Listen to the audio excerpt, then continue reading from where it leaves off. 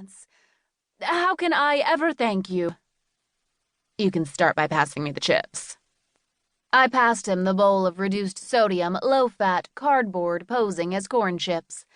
Lance insists on eating all sorts of ghastly low-cal food, an enthusiasm I do not share. When it comes to calories, my motto has always been the more the merrier. Eventually, we polished off our Diet Cokes and I bid him a fond farewell. Next time I see you, I promised, I'll have the cleanest pores in all of Los Angeles. And now, just days later, I was on my way to the Haven.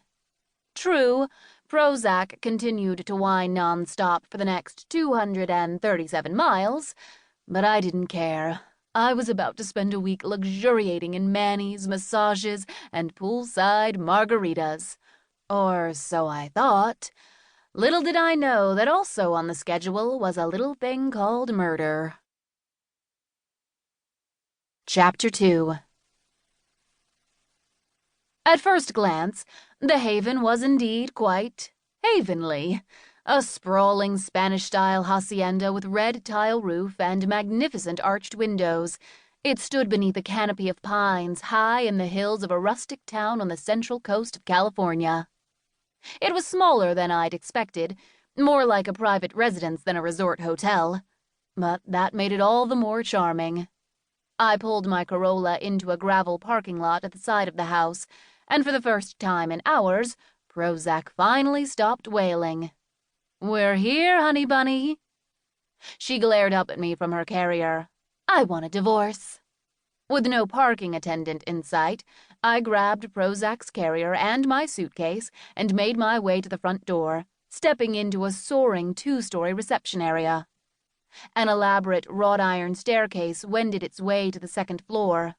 Nestled in a nook beside the staircase was the spa's receptionist, a middle-aged woman who wore her graying blonde hair in a thick braid down her back. She was on the phone as I walked in, but mouthed that she'd be right with me. "Our spa package starts at $400 a day," she was saying to her caller, "depending on your accommodations." $400 a day? I almost fainted dead on the spot. Apparently, so had the caller. "Yes, I know it's a little high, but it's well worth it. No, I'm afraid we don't offer AARP discounts." While the receptionist yacked about shiatsu massages and aromatherapy, I took a look around.